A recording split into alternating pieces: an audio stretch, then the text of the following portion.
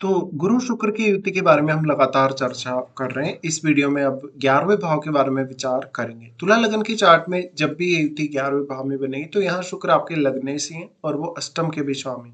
साथ ही यहाँ गुरु आपके तीसरे घर और आपके छठे घर के स्वामी बनते हैं। दोनों की युति ज्यादातर केस में यहाँ आपको अच्छा ही परिणाम देगी। मेनली ये युति आपकी एजुकेशन, आपकी संतान पक्ष, आपके इनकम के स्रोत और आपकी जो अपेक्षाएं हैं धन लग्जरी को लेकर या अन्य जो भी आपके रिश्ते हैं उनको लेकर, उन अपेक्षाओं को आप पूरा होते हुए यहाँ देखेंगे। यहाँ हालांकि अब सूर्य इनके डिस्पोजिटर हैं, तो गुरु तो यहाँ बहुत ही ज्यादा कंफर्टेबल होंगे, लेकिन शुक्र को हम यहाँ कभी कभी उतना अच्छा नहीं मानते सिंह राशि में, क्योंकि शुक्र मेनली जो फायरी साइन है उनमें उतना अच्छा प्रभाव नहीं देते। लेकिन फिर भी यहाँ एक शुक्र अत्यंत शुभ ग्रह है और 11वें भाव में वो लग्नेश होकर बैठे हैं, तो यहाँ शुक्र का प्रभाव ज्यादातर केस में तो अच्छा ही रहेगा आपके लिए। और यहाँ पे फिर वो आपके एथ लॉर्ड है, तो मैरिज होने के पश्चात भी आपके जीवन में काफी कुछ बदलाव आप एक्सपेक्ट कर सकते हो आपके धन और लग्जरी को लेकर। यहाँ गुरु और शुक्र का जो इम्पोर्टेंस है वो आपकी मैरिड लाइफ और आपकी मैरिज के बाद के जीवन के लिए भी बहुत इंपॉर्टेंट है। तो गुरु यहाँ स्त्रियों के चार्ट में उनके हस्बैंड के कारक है। हस्बैंड के कारक होने की वजह से मैरिज होने के पश्चात आपको बहुत ज्यादा भौतिक सुख सुविधाएं मिल सकती हैं, लग्जरी का आपको सुख मिल सकता है। इसी तरीके से आपका जो हस्बैंड होगा वो काफी पैसे वाला हो सकता है। साथ ही उनकी जो अपेक्षाएं हैं आपसे, आपके ज्ञान, आपकी एजुकेशन के मामले में वो कुछ ज्यादा हो सकती हैं। इसी तरीके से अगर देखा जाए तो संतान पक्ष को लेकर भी दोनों ही ग्रहों का कंजक्शन आपके लिए बहुत बेहतर होगा। यहाँ अब अगर पुरुषों को लेकर देखा जाए तो उनके लिए शुक्र उनकी वाइफ के कारक है। वाइफ के कारक होने की वजह से ये संभावना बनती है कि आपका जो वाइफ होंगी उनके पास बहुत सारे इनकम सोर्सेज हो सकते हैं। वो धन या अन्य मामलों में बहुत ज्यादा ज्ञानी हो सकते हैं, समझदार हो सकते हैं। वो बहुत ही ज्यादा वाइजली डिसीजन लेती होंगी धन या लग्जरी से रिलेटेड मामलों को लेकर। इसके साथ साथ यहाँ शुक्र क्योंकि आपकी वाइफ के कारक हैं, तो आपके 11वें भाव में स्थित होते हुए ये कुछ हद तक आपके एक नॉन पर्सन के साथ मैरिज होना भी दिखाते हैं। हालांकि आपकी सप्तमेश मंगल है, तो मंगल को भी आपके लिए देखना जरूरी होगा।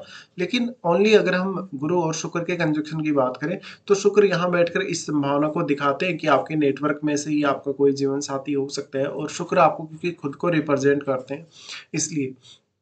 तो गुरु और शुक्र का ज्यादातर केस में प्रभाव अच्छा होगा। अब यहाँ कोई भी अन्य ग्रह जो इनके साथ अगर बैठा है उस ग्रह को आपको देखना होगा। वो आपके चार्ट में किसी न किसी भाव का स्वामी अवश्य है, तो आपको उस हाउस से भी गेन होने की संभावना जरूर रहेगी। इसके साथ साथ अगर देखा जाए तो गुरु आपकी एजुकेशन, आपकी संतान पक्ष, आपके ज्ञान के मामले में बहुत बेहतर काम करेंगे।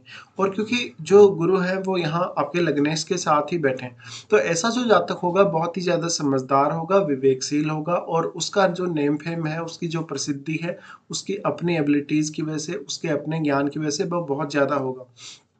शुक्र यहाँ लग्नेश होने के साथ साथ अष्टमेश है। अब अष्टम भाव है वो आपकी मैरिज से भी जुड़ा है, क्योंकि मैरिज के पश्चात जो कुछ भी आपको मिलता है अष्टम भाव के थ्रू उसका संबंध आपके 8वें भाव से है। इसलिए यहाँ निश्चित तौर पे ही मैरिज के बाद इवन स्त्रियां भी और पुरुष लोग भी कुछ बहुत ज्यादा ही अपेक्षा कर सकते हैं अपने जीवन साथी की फैमिली से। या कभी कभी ऐसा भी होगा जब आपको पैतृक संपत्ति भी मैरिज के बाद ही मिलेगी ज्यादातर स्थितियों में। अगर हम इनकी दृष्टियों के अकॉर्डिंग भी देखेंगे तो गुरु का जो सबसे पहले यहाँ दृष्टि रहता है अपने ही घर पे रहता है। थर्ड हाउस पे गुरु दृष्टि डालें तो ये आपकी एजुकेशन के लिए अच्छा होगा, आपके ज्ञान के लिए अच्छा होगा, आपकी खुद की जो नेचुरल एबिलिटीज हैं उनके लिए अच्छा होगा। आपके अंदर क्रिएटिविटी भी बहुत ज्यादा होगी, साथ ही साथ आपका कम्युनिकेशन स्किल बहुत कमाल का होगा। यहाँ गुरु दृष्टि डालें तो जातक पर्याप्त रूप से अपने जीवन में रिस्क ले सकता है। हालांकि अब थर्ड हाउस में बैठे हुए ग्रह का रोल भी बहुत अहम होगा कि आप कितना ज्यादा या किसी काम के लिए आप अगर रिस्क लेना चाह रहे हैं जीवन में, या कोई बहुत कठोर फैसला अपने जीवन में करने जा रहे हैं। यहाँ गुरु की दृष्टि होने से आपके जो थर्ड हाउस से जुड़े हुए रिश्ते हैं, जैसे आपके भाई बहनों के साथ, रिश्तेदारों के साथ, या पड़ोसियों के साथ, या अन्य जो भी रिश्ते आपके साथ जुड़े हैं लाइफ में उनके साथ भी, तो ऐसी कंडीशन में गुरु यहाँ काफी बेहतर आपको परिणाम देते हुए नजर आएंगे। इसके साथ साथ आपकी लर्निंग्स को लेकर, आपकी एजुकेशन वगैरह को लेकर ये स्थिति काफी अच्छी कही जा सकती है आप लोगों के लिए। यहाँ गुरु की दृष्टि है तो अब जातक काफी सारी यात्राएं भी कर सकता है। वो अपनी एबिलिटीज को शुरू से ही समझने वाला होगा, और क्योंकि गुरु यहाँ आपको काफी विवेकशील बनाते हैं, विवेकशील बनाने के साथ साथ आपकी अंडरस्टैंडिंग बहुत ज्यादा मैटर करेगी, और आप समय बीतने के साथ साथ या उम्र बढ़ने के साथ साथ ज्यादातर आप एकदम मेच्योर होते चले जाएंगे। गुरु शुक्र दोनों का ही दृष्टि पंचम भाव पे पड़ेगा। पंचम भाव पे ये इनकम के मामले में आपको सबसे ज्यादा सपोर्ट करेगा। आपके पास इनकम के बहुत ज्यादा स्रोत हो सकते हैं अगर यहाँ कोई अन्य ग्रह बैठा है, जैसे अगर यहाँ सूर्य जैसा ग्रह बैठा हो या बुध जैसा ग्रह बैठा हो, तो इस बात की संभावना और भी अधिक रहेगी कि आप एकदम परफेक्ट निर्णय ले सकेंगे अपने इनकम सोर्सेज के मामलों में। यहाँ अब जो भी प्लेनेट बैठा हुआ होगा वो वास्तव में आपकी एजुकेशन को प्रभावित करेगा। आप किस तरीके से सोचते हैं, किस तरीके से आप डिसीजन लेते हैं, इन सबको प्रभावित करेगा। लेकिन गुरु और शुक्र दोनों ही शुभ ग्रह हैं। शुभ ग्रहों की दृष्टि जब यहाँ पड़ेगी तो संतान के लिए बेहद अच्छा होगा, आपकी लव लाइफ के लिए अच्छा होगा। लेकिन क्योंकि आपकी जो अपेक्षाएं हैं जो पंचम भाव से जुड़ी हैं, कहीं ना कहीं वो बहुत ज्यादा इमोशनल अपेक्षाएं हो सकती हैं आपकी, जैसे कि इवन अपने जीवन साथी से भी या अन्य जिन भी लोगों के साथ आप जुड़े हैं, क्योंकि 11वां घर है वो आपका नेटवर्क सर्कल है। इसलिए यहाँ आपको थोड़ा सा बैलेंस करना होगा अपने इमोशंस को। फिर गुरु का दृष्टि पड़ता है यहाँ पर सप्तम भाव पे। सप्तम भाव पे जब गुरु का दृष्टि पड़ेगा तो गुरु यहाँ तीसरे घर के और छठे घर के स्वामी हैं। इसलिए आपका कोई भी बिजनेस पर्पज अगर है तो बिजनेस के मामले में गुरु ज्यादा बेहतर साथ आपका दे सकते हैं। हालांकि आपको यहाँ सप्तमेश मंगल को भी जरूर देखना होगा और सप्तम भाव में बैठे हुए ग्रह को भी, क्योंकि सप्तम भाव में जो बैठा हुआ ग्रह है वो आपके लगन पर दृष्टि डालेगा तो वो आपकी मेंटलिटी को चेंज करेगा अपने अकॉर्डिंग। साथ ही लेकिन यहाँ जो आपके लग्नेश हैं उनके साथ बैठकर गुरु यहाँ दृष्टि डाल रहे हैं, तो इस बात की संभावना बहुत अधिक बनती है कि आप काफी वाइजली ही फैसला लेंगे जब भी आप कोई बिजनेस वगैरह करने जाएंगे। यहाँ जो गुरु की दृष्टि पड़ रही है वो आपके नेम फेम के लिए भी बहुत अच्छी होगी, क्योंकि आपके लग्नेश के साथ यहाँ गुरु बैठे हैं।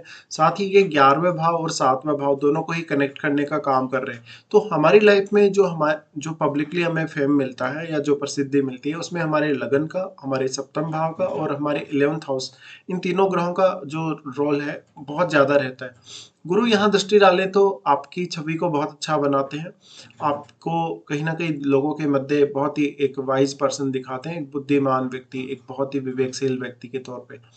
अब यहाँ आपके अंदर जो गुरु से रिलेटेड एबिलिटीज हैं उनका ज्यादा से ज्यादा विकास हो सकेगा और आपके जीवन साथी में भी, क्योंकि आपके लग्नेश हैं शुक्र। इसलिए यहाँ पे अब आपको देखना होगा इनमें से किसी की भी अगर आपको महादशा है तो महादशा के दौरान आप क्या कुछ यहाँ एक्सपेक्ट कर सकते हैं।